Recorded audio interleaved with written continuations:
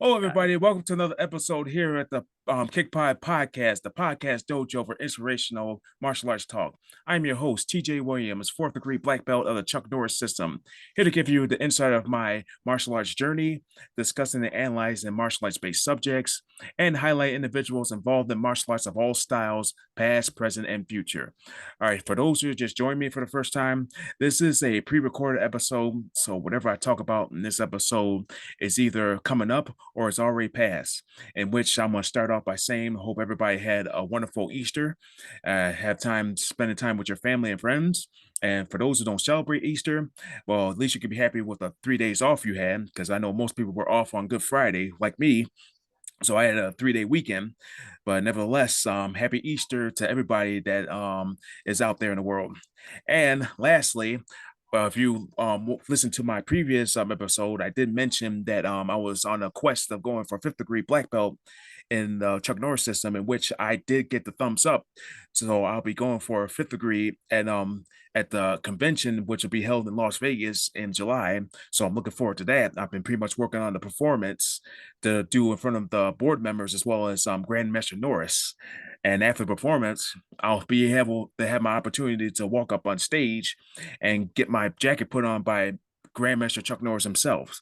So I'm looking forward to that. So I'm excited. I mean, but right now, I'm just worried about getting to that point. So I'm excited about this situation. So I'm going crazy.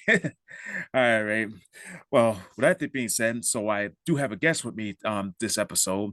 I mean, originally I was supposed to have two guests, but one guest had priorities that he had to deal with. So it's best to always go with your priorities first than to go with the other things. So at least this other guest is humble enough to be on my show. All right, so I'd like to introduce Randy Dauphin. So he's from Kitchener, Ontario, Canada, which is a hour and a half drive for me. So likely, if I wanted to, I'd like to go up to a studio and like get a little training. So I'm free to at least train with others karate styles, at least perfect my own karate style. So I like to have introduce him to my show. So I guess he has a lot to say. So how you doing, Randy? I am so good. Thank you for that warm introduction and good luck on your test. I have some advice for you. Don't look too far ahead. Just focus on what you got to do now. You know, that's the martial arts thing, right? If you think too far ahead, it's going to freak you out maybe. So, but Yeah, you're going to crush it. So yeah, cool. You can meet Grandmaster Norris. Amazing. That's amazing. yeah. So I usually tell my students when it comes to self-defense, I mean, your goal is to go home, but your mindset is, what am I going to make it home? So you got a lot to think about. As soon as you walk out that door, you got to think about like who's going to be out there when you're getting in that car or when you're driving. So yeah, so that's the mindset that I give my students. And I love it. Love it. okay, Randy, can you tell the listeners like your current status? Sure. Yeah. So uh, I'm a lifetime practitioner of Shorin-ryu Karate Jitsu. Specifically, our version of that is Legacy Shorin-ryu Karate Jitsu. I'm a seventh degree black belt in that system, and I've been awarded my Kyoshi, my teaching license of Kyoshi level. The person who founded that is my direct sensei. His name is Gary Legacy, Hanshi Gary Legacy. He's a 10th dan, and he started that in 1970, so way back, right? Like before I was even born. Even though nobody can see me on the podcast, even though I look so youthful, but I'm actually in my 50s. So yeah, so I'm a seventh dan in that. And I also have been practicing Iaido for 30 years. It's going into my 31st year. For people who don't know what Iaido is, that's the art of drawing the sword, cutting with the sword, and resheathing the sword, the Japanese sword, the katana. And my teacher in that is the person who is supposed to be on the podcast with us today. His name is Nicholas Swino, and I'm a fourth dan in that system. So yeah, that's my current status. That's where I am, and yeah. Yeah, it's always great to study all these martial arts styles. It's like you got an indemnity for everything. Yeah.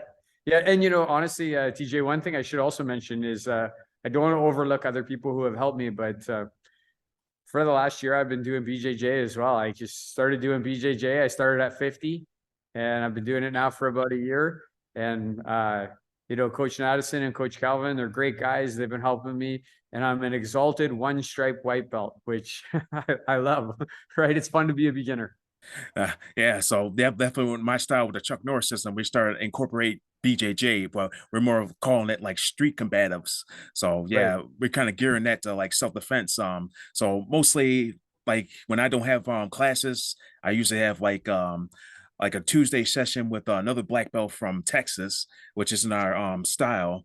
He kind of does like a almost 2 hour session, but unfortunately his Zoom is like 40 minutes. So but we at least get enough of Brazilian Jiu-Jitsu lessons there so that we can like teach to our students because yeah, like I said, we're incorporating that in our style and in our black belt testing.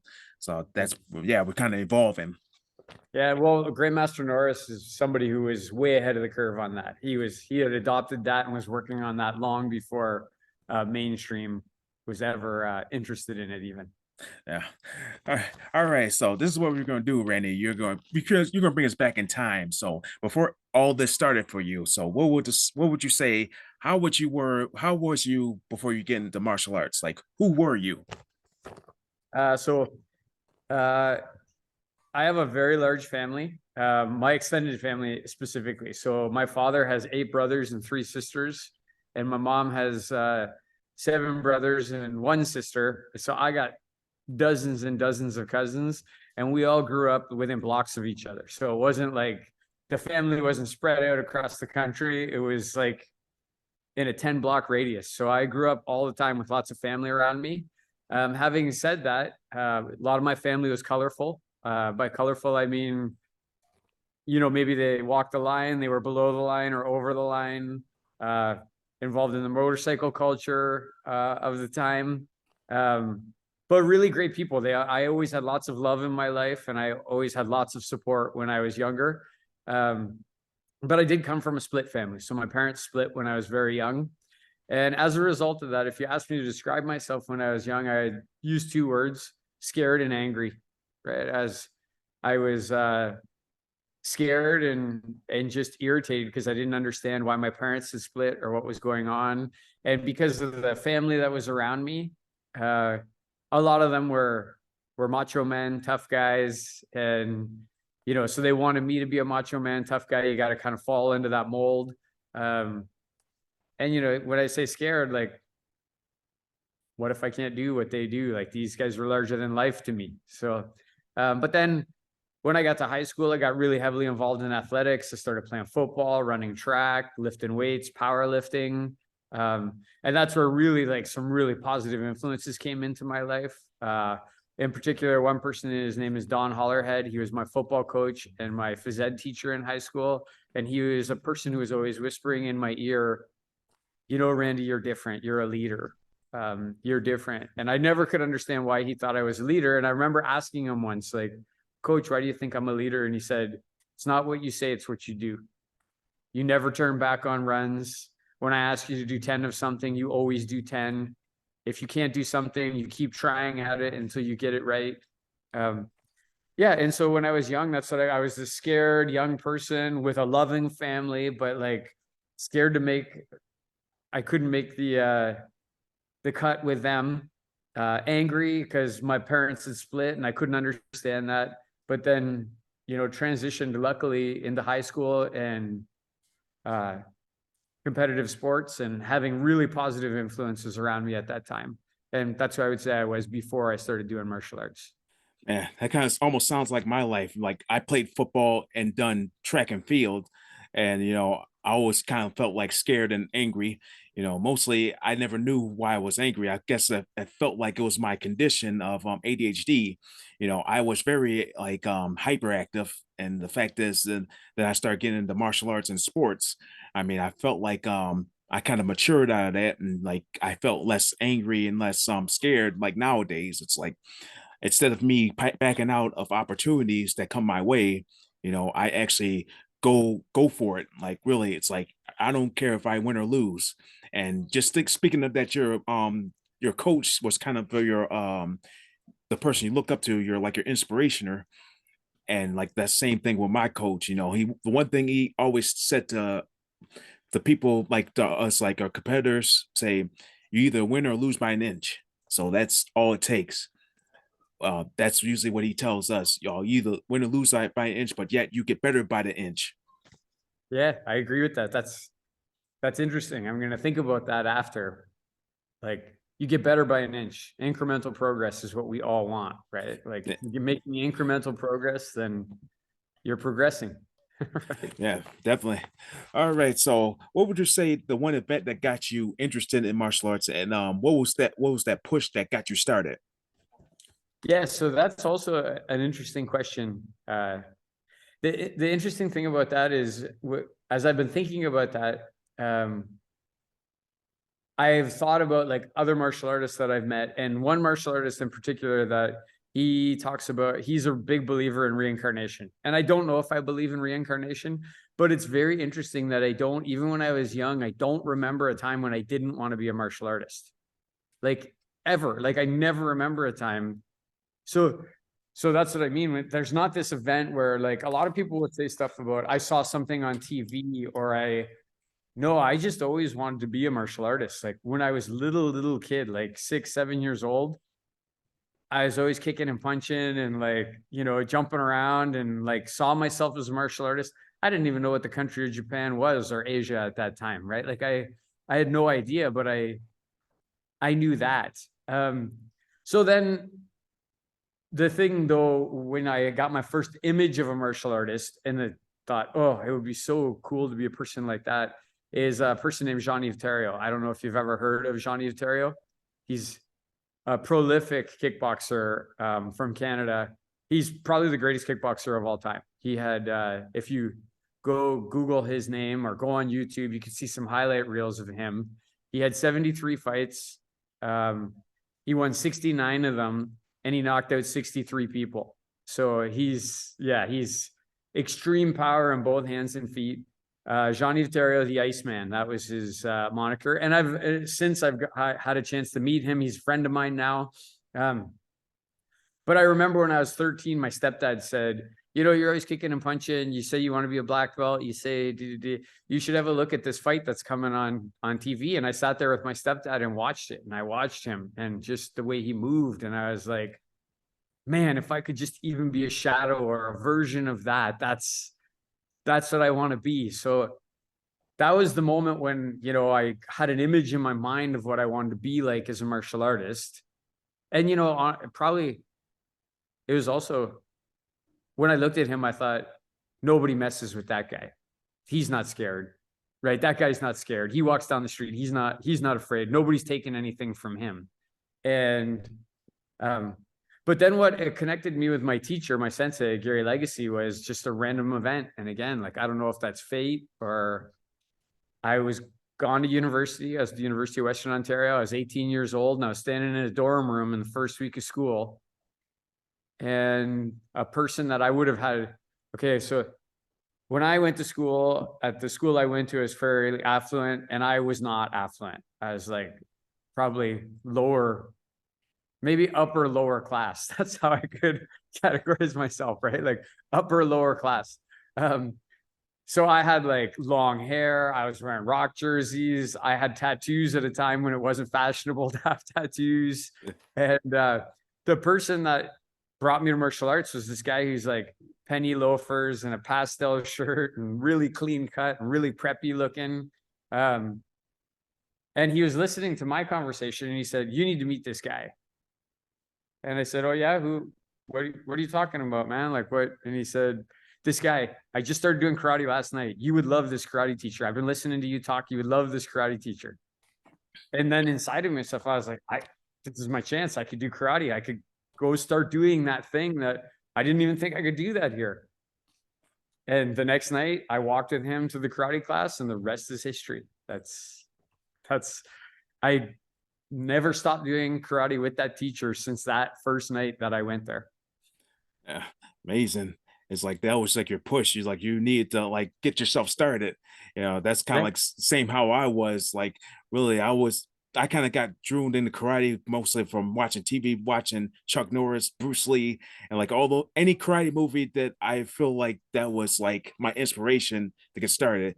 And it's my surprise when I started. I went started at school. I mean, for a minute I thought it was like Taekwondo or some style. I just followed everything while I was being taught. Then I see all these pictures of Chuck Norris on the wall, and I'm thinking that Chuck Norris actually taught at the school, but it was like around the time I started. Chuck Norris was doing Walker Texas Ranger, so I say that was impossible for him to come to the school and teach. But it's like it's good that I actually am trained in the style of Chuck Norris. And a lot of people are just like wondering, is like, does Chuck Norris actually have a style? And it's like people are either convinced or not, but mostly his style is like derived from Tang Sudo, which was like Korean. So I know he did Korean martial arts when he was in the army. So that was the story behind that. So yeah, Yeah. so I read his book when I was like 14 years old, his biography, which was because I would just read anything about martial arts that I could before I was even a martial artist. So yeah, didn't mean to cut you off there, TJ, but oh no, it doesn't. yeah. Yeah, so really it's like now you have like the total inspiration of martial arts. Like for me, it was just like I just didn't want anybody to mess with me because that's people are just finding their targets to bully around. But yet nowadays it's just like, I'm not trying to be tough, I'm trying to be an inspiration out there. There's so many people out there that are angry with themselves as well as angry and jealous of people. I just want to help them out. Right? So yeah. I'm there with you, man. I'm the same spot. Yeah. All right. So, what would you say your first memory of your first lesson would be? Yeah, so that's it's still vivid. Like the first day I walked into the dojo, it's vivid in my mind because I'm 18, I'm athletic, I've been running track, I've been playing football, I lift weights, I'm strong. At that point, in my life, I could bench 315 pounds. I was squatting like 400 and something pounds. And I walked in and I just thought, I want to be a martial artist, but I wasn't thinking, people in there were going to be handing it to me. And when I saw Sensei Legacy, you could just tell instantly he was a different kind of human being, right? He just totally confident, carried himself a totally different way. And when he clapped his hands and said, line up, there was like, I don't know, 60 people in that room. There was no hesitation from the time he clapped and said line up to the time that everybody was in line standing at attention was like seconds. I was a new person kind of standing and somebody had to grab me and pull me into the line because I didn't know what I was doing.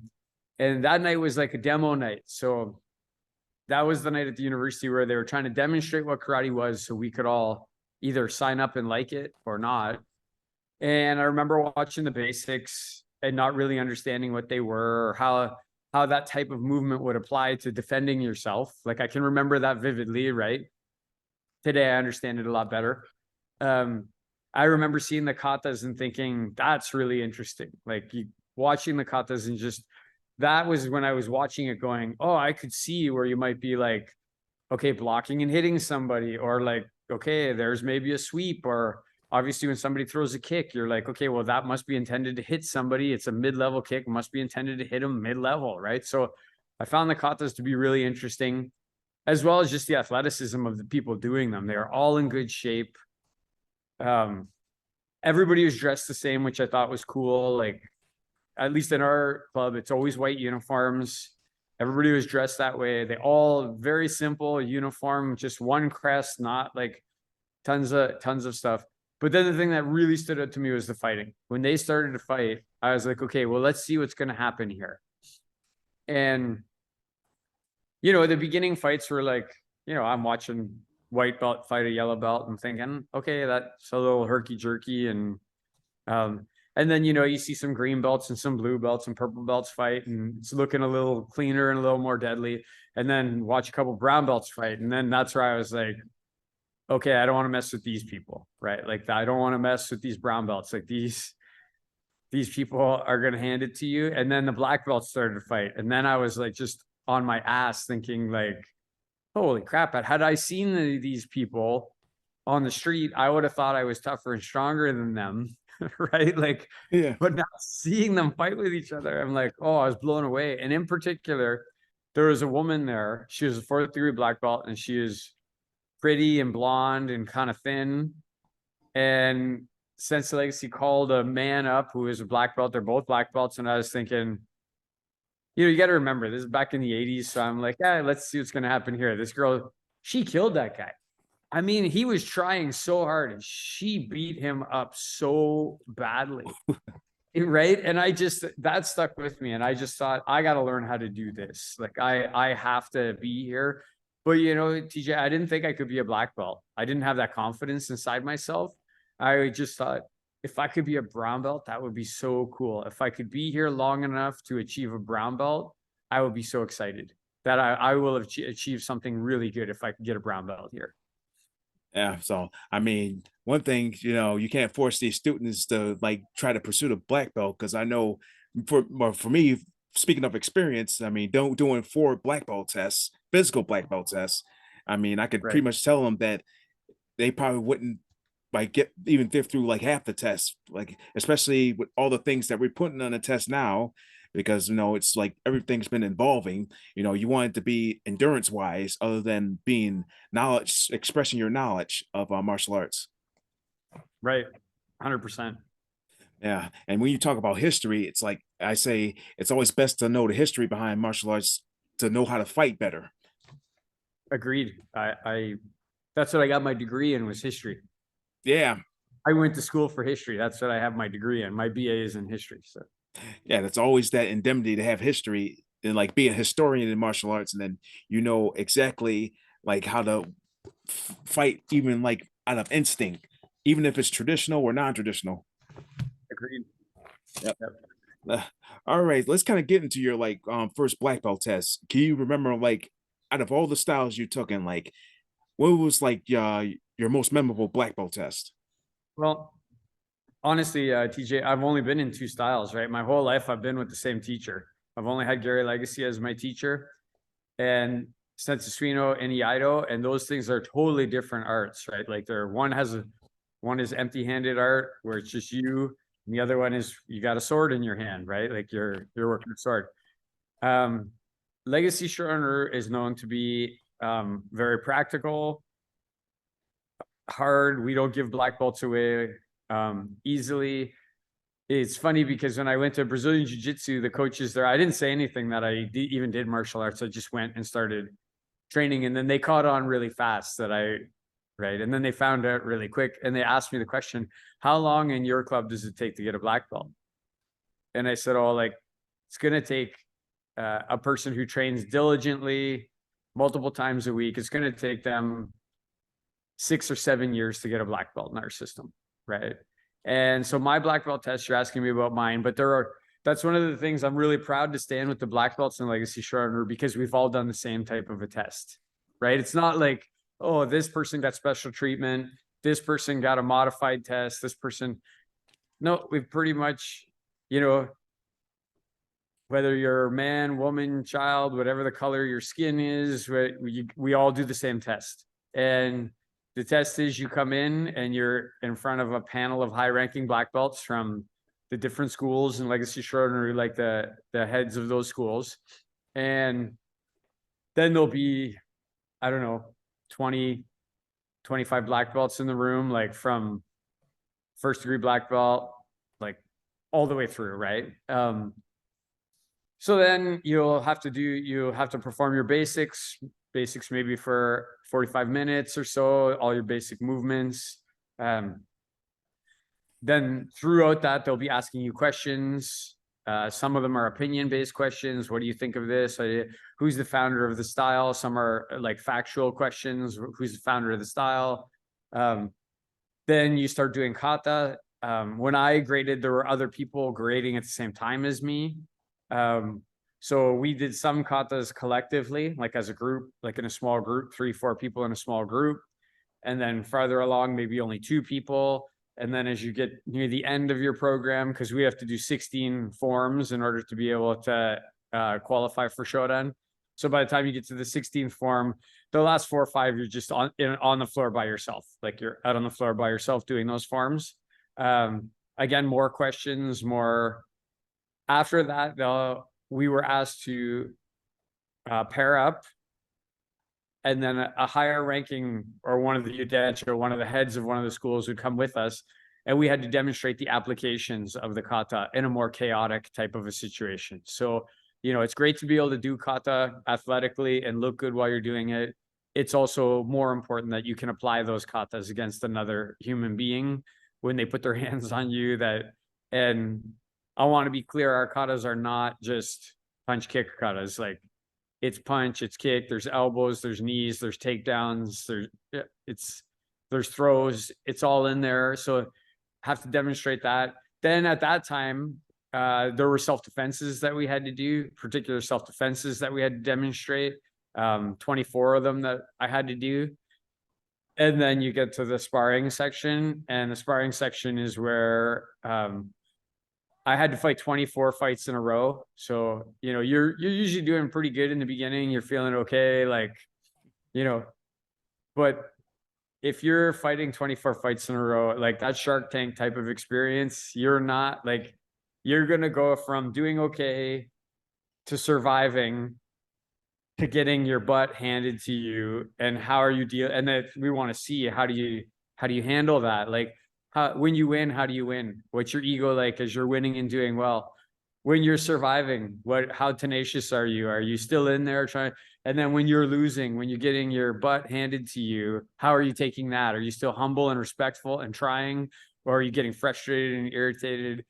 And then at the end of that, I was told, okay, you can go outside now. And I remember going outside and hanging over this railing and getting sick to my stomach and crying. And then blood is coming out of my nose and my lip, and feeling the best I'd ever felt my entire life. Like, with the tears and the crying and the blood coming out of my nose. And then the world was instantly different after that black belt test. Everything was always different after that black belt test. Nothing was ever the same. Just a simple example would be, you go to the dojo like the next week, and Sensei Legacy says, okay, Randy, you're up. I want you to fight this person. And you're like, what, just one person? Okay, like I just got to fight one time. Okay, that's okay. So that was my black belt test. That's what it was like. And they've all been some version of that, right? Yeah. Honestly, that sounded like my last black belt test that I did. And just think about it, the day that I'm doing your podcast is actually the day that I did my last black belt test. It's been 4 years. So yeah. So everything you just said about your black belt test, I'm thinking about my own black belt test. And when you say you have to apply your katas into like a self-defense situation, I know you're familiar with this guy, Ian Abernathy. And Yep. what's the one word that he specializes in? Well, application bunkai, is that what you Bunk mean? guy. Yep. Yeah. Yeah, it's like when you was talking about that, I immediately thought of him, Ian Abernathy, and I actually took 2 seminars with him. So yeah, he's basically taking like a piece of a kata and like taking the moves, and a move can be not like to say a simple block. It can't just be a simple block. It could be like a break or even a strike. So yeah. Right. Yeah, Ian, he and I have communicated a little bit with each other. I call him Ian because he doesn't like to be called, he doesn't like the traditional titles. He just likes people to use his first name. So Ian, the one thing he said in conversation, and people have probably heard him in podcasts, and the kata is there to teach you where you need to be in relation to the opponent, not where the opponent is in relation to you, right? So you need to be able to take that application in whatever direction the kata is going, and then just apply it when the person comes at you, not ask them to move to your left. This only works if you move to my left. Can you move to the left, please, so I can do my kata on you? Yeah. Right? No. Yeah. So yeah, that's pretty much how he's told us when we did a seminar. So yeah, like you said, your move is telling you where he is. So yeah, and that hand's controlling him. Right. Love that guy. Yeah, definitely. Yeah, like I wish I'd get another seminar from him. Like really, he's wonderful. If he ends up coming back in Vegas like a couple years, I mean, I'd be good with that. I'll go. Yeah. Get him on your podcast. I want to get him on ours too. Oh yeah. So yeah. All right. So a couple more questions before we get into our Hidden Dojo segment. All right. Okay. So who would you look up to in this journey, and what inspirational quote best describes your journey? It won't be a surprise, right? Like I don't, because I've always had the same teacher. The person I look up to the most is Sensei Gary Legacy. He has a colorful background. He doesn't come from like privilege. He had a lot of adversity, but he is super intelligent person. He is a freak athlete. Like, I mean, a freak athlete. When he was 14 years old, he threw a football 75 yards when he was 14. Ooh. You know, there's NFL quarterbacks who can't throw a football that far, right? Like, he is a freak athlete. He's super principled and disciplined, extremely honest, lover of the martial arts. Like his, you know, people say, oh, we're gonna do this one more time. His famous thing is, we're just gonna do it 3 more times. And then you do it 17 more times, right? Like, so confident about what he knows, so skilled at what he knows. I still look up to him like crazy. 77 years old now. And when you see him, you would never believe he's 77 years old. You just wouldn't believe it, right? He's still on the floor. He's still moving around, active. You would not want him to kick or punch you. Like in a physical level, he's still as capable as you possibly could be. Yeah. And, you know, in a lot of ways for me, TJ, when my father passed away, and through that, he really filled that void for me. He's like very much like a father to me. And I look up to him and respect him so much. And Nicholas Swino, Nicholas Swino to me is like a much older brother who's always like helping you out, challenging you in a way that other people can't challenge you. I wouldn't accept the challenge from some people that I accept from him when he says things to me. And it's not just about Iaido, it's about life with these two people. It's not just that they teach me to kick or punch or how to draw a sword or how to cut with a sword. They teach me about life, right? And I just said to Swino, when Nicholas Swino, I like to say about him, anybody who's done something, when he does it better than everybody who ever did it before him. So if he opens the door and walks into a room, he opens that door better than anybody who ever opened that door before. I'm so blessed to have them in my life. I love them both so much, and I'm so lucky to have them in my life. I wish everybody could have that in their life. Yeah. And so then the quote, yes, it's on the wall behind me. I know this is an audio podcast, so people won't be able to see it, but my students, I say it so often that they got it on a plaque and they put it on the wall. And I don't know where I ripped this off from. It's not mine. I don't know who quoted it, but it's how you do anything is how you do everything. Right? How you do anything is how you do everything. And a lot of people take that to mean, oh, well, man, like I'm good. I'm good at this, so I'm good at everything. No, go to the thing that you do the worst. Right? Like, think about the thing you need to make the most progress on. That's how you do everything. You got to make that same amount of progress on all the other things. So how you do anything is how you do everything, and don't leave the details out. Like, don't walk out of the house with your shoelaces untied, right? Like, right? Don't get in your car without adjusting the mirrors. Don't let the simple things just slide by because you think you're too good. Do all the stuff, do everything right, and then everything will go good. And you'll get better, and you'll progress, and you'll grow. Yeah, that's definitely a good quote. Just thinking about it, I kind of prepped myself for my job, that new job that I just got about a couple months ago. Definitely all the things that we do in my department. It's almost like I'm cooking. It's like I kind of prep myself for that job without thinking about it, because everything we do for, like, say we do baffles. So for me, Right. it's almost like putting baffles together. It's like putting a sandwich together. So I'm usually good putting sandwiches together, and even mixing the glue. It's like I'm like mixing pancake mix. So pretty much I was prepared for it. Like exhaust baffles, is that what you're talking about? Yeah, Like almost like, yeah. So our company like builds like materials for like the military and aviation companies, and okay. like, yeah, and airplanes. So yeah. Excellent. All right, ladies and gentlemen, we have reached our Hitting Dojo segment of the interview. So this is where we learn the fun parts of our guest here, Randy. So are you ready for this? I am ready. Yes. All right, so this is gonna be a two-part question. All right, what's the best advice you ever gotten, and who said it? Okay. Best advice I ever got is, again, from my teacher, Sensei Gary Legacy. He said, the best title you'll ever have in martial arts is student. because that's the title that's going to get you everything else in martial arts. If you're not a student first, you're not going to get anything else, right? And you Yeah. always have to be a student. You have to carry that title always.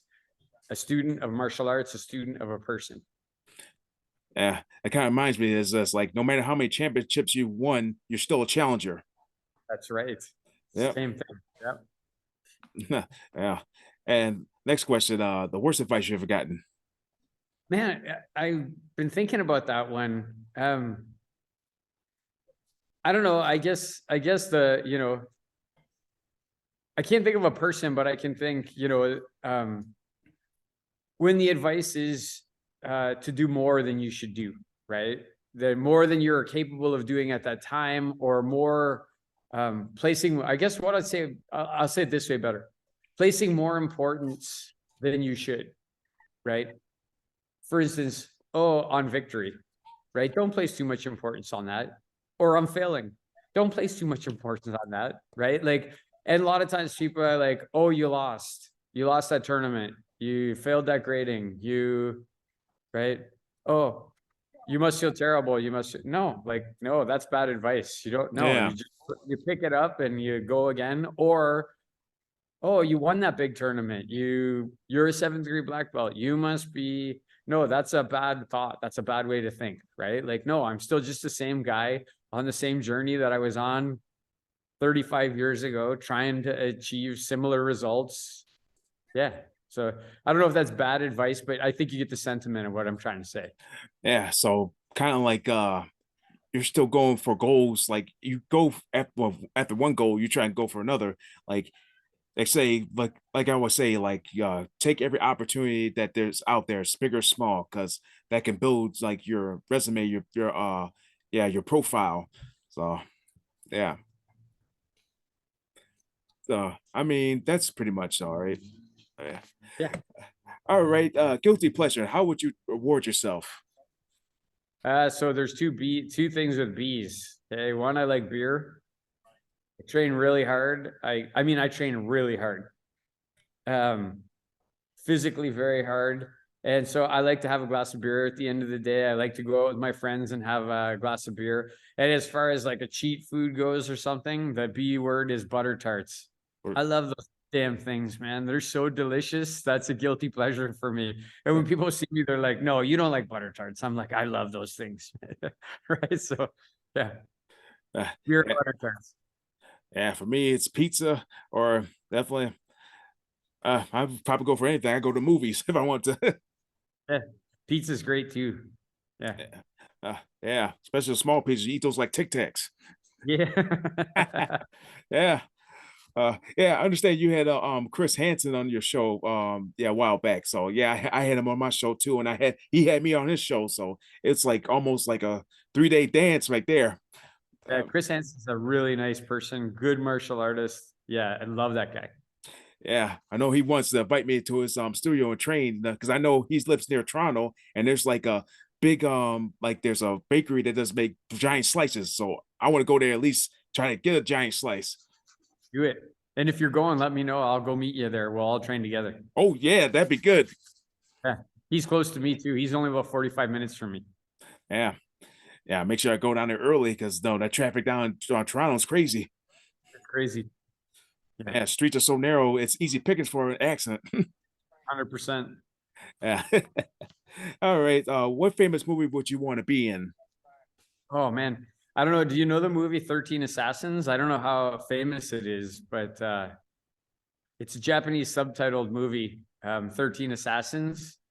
And it's basically about these 13 samurai that are pulled together to go and assassinate this one political leader, because the political leader he's just crazy, man. Like he's just like a terrible human being. And so they have to intercept him before he gets to his destination, because if he gets to his destination, he's going to have even more power and more control. And so it's just this assembly of these 13 samurai who all have, they're all tough guys, but they all have these different unique skill sets. And they turn this one village into like a battleground because they know this guy has to come through. And it's just the melee ensues. And in the end, like it's kind of one of those tragedies, right? Like nobody makes it out alive. But I'd love to be in that movie because they all had a higher purpose. They were all highly skilled, and they all used their skill for that higher purpose. Go watch it. 13 Assassins. You'll love Yeah. it. Yeah. And another movie I was thinking about is 47 Ronins. Yeah, because that was a good movie. Yeah. Yeah. I like the one there. I think there's a version of the 47 Ronin called Last Nights. And it actually has Morgan Freeman in it and another actor. And they've made it more like medieval, but it follows the storyline more accurately. I've actually been to the graveyard of the 47 Ronin in Japan. I've been Okay. there. Yeah, I've knelt down at every one of their grave sites and burnt incense at every one of their grave sites Mm, with both of my teachers, with my karate teacher and my sword teacher. mm, yeah. So that'd be something on my bucket list. At least go to Japan. Do it, Yep. man. It's crazy. It's just you go into that temple and it's just crazy when you walk in there. The feeling, it's still and quiet, and yeah, if you understand the history of that, you definitely need to go check it out. Yeah, and I know the movie kind of exaggerated what the 47 Ronins is, but nevertheless, it was a good movie. Yeah, yeah. Yeah. Keanu Reeves, good Canadian guy, John Wick. Oh yeah, I have high respects for him. I mean, other than him being like Bill and Ted gimmick, but Matrix, John Wick, and then of course 47 Ronins. I mean, I'd be surprised if I run into him like in a Comic-Con or even on the street because I know he's a humble kind of guy. Definitely a humble guy. Yeah. Yeah. Hey. Oh yeah. Speaking of which dream celebrity encounter. Honestly, you're gonna have it. Like if I like Chuck Norris is the GOAT for me. Like I would so love to be able to somehow interact with him, bump into him, meet him, spend a day with him. Um, my hero is Muhammad Ali. Like if there's any person on the face of the earth that I could spend one day with from morning until night, it would be Muhammad Ali. I just him as an athlete, but also as a human being, how principled he was. I just love that person. But right now on the earth, it's Chuck Norris. If I could spend a day with Chuck Norris, it would be so cool. I'm so jealous of you that you get to go test in front of him. Like that's awesome. Yeah, mostly with the master rank induction ceremony, it's a more of like a celebration, so it's not a test. But I could say the test is trying to get there. So which means from now until July, I mean, for going to Vegas is like roughly expensive, but I'm really challenging myself to make sure to save enough money, and definitely I want my father to actually see this because I'm bringing him with me, and yeah, so I know it's tough, like what your we lost your father, but I just still think about my father. At least being there, seeing me progress. I want him to see it in full, not just watch on the couch. I'm yeah, he's in his late 60s. I mean, pretty much we're 30 years apart, and going through back surgery. Retired and but still working. Yeah, Well, I'm happy for you that you're sharing that with your father, and I'll be excited to hear how it goes. yeah, yeah. Maybe if you catch on Facebook or even Instagram, I might do my victory run. So yeah. Outstanding. All right. What would you say your future plans is like 10 years from now? So listen, it's funny. That's about 5 years ago. I sat down with Sense Suino and Sense Legacy, and I just talked about like things, and it's all kind of started to unfold. Like it's funny when you're intentional about things, and then you write a plan, and then you execute on the plan. Man, it's funny how you're more successful when you're organized about things. There's another person that's in the last five years or so who's become very instrumental in my life, and his name is Hanshi John Tarian. And I was riding in a car with him, and he said, Randy, all the work you do right now between I was 50 at the time. He said between 50 and 65, then you get to enjoy it. You get to enjoy the fruits of your labor. So I do, and I don't think he means by enjoy it like you stop working, stop training, anything like that. But that's so for my next 10 years, man, I just want to continue to build my dojo. Um, Succession planning is very important to me. I'm trying to groom some of my fourth and fifth ends to be able to be in leadership positions so that they can run this school while I'm not here. And so that then I can go out and influence the broader community. I like teaching seminars. I like going to big events and teaching. I like interacting with people like yourself, going to different clubs, traveling around. So for me, for the next 10 years, that's what it is. It's how can I get my succession plan in place so that when I'm older and I can't do this here anymore the same way I need to do it, that there's qualified people in place to keep it going. And then how can I go out and experience new things and be around people that I really want to be around and learn from them and teach them and influence and help martial arts as much as I can. Yeah, it's kind of like almost the same journey I'm going through. No, of course, my master instructor, I mean, I know he can't do much as he used to do anymore because, I mean, for me, I'm just helping out as much as I can, It's like teaching classes. Other than that, like learn how to do the business, like take payments or write applications, at least learn that stuff. So in this case, if he's decided to retire or all of a sudden he passes away, I mean, at least I'm there that knows like how the business works and yet try to continue that legacy. That's probably something that I would probably want to do, other than just working a regular job forever. I can really pretty much put some like do something with the business. Do it, man. Yeah. Yeah. Yeah, it's so great that at least I know what martial arts is. I've been doing this for at least 26 years, so I definitely have at least somewhat of a plan in my head of what I can do with it. And Outstanding. You'll do it. all right. So, is there any last minute words you'd like to say to the listeners out there before we cut out? I guess I want to say thank you to you, TJ. Like, thank you for having me on. I do look forward to having you onto our podcast as well. It'll be a fun night. We'll have a good conversation. Yeah, anybody who's listening out there, I would say find your passion in life. Like, if you're a martial artist, let's say you're a martial artist and you don't like doing martial arts and you want to be a race car driver, quit martial arts right now and go start driving race cars, right? And if you're doing some other thing and you want to be a martial artist, get in there and do it. But then once you decide to do it, don't make excuses. Don't, right? Consistency is the key, and discipline, being disciplined to bring yourself to the place, no matter how you feel. You're feeling tired, go. You're feeling energetic, go. You're having a good day, go. You're having a bad day, go. That's, I guess, a message that I would, to do great things, you have to train hard. You gotta, for great results, takes great effort. Anything that's important takes work, and nothing good comes from comfort, right? You have to be uncomfortable to grow. Yeah, so that's pretty much sound like me. Like I'm coming from a knee injury and I'm so geared up to getting back into pro wrestling. So yeah, I mean, I'm not trying to make that same mistake to get injured, but I'm back trying to come up with every different plan to not get injured and Right. at least go on with it. So I mean, that I become like a loving with pro wrestling. I've been a fan of wrestling since 4 years old. So I never thought to this day I actually be doing it. But yeah. Uh, Well, I can't wait to talk to you about that too. oh yeah, definitely. All right. All right. So we're gonna close out here. So for those who are just joining me for the first time, make sure you tune into my previous episodes on bicbpradio.com, Apple Podcasts, and Spotify. And I'll catch you next time for another episode here at the Kickpod Podcast. This is your host, TJ Williams, bowing you out.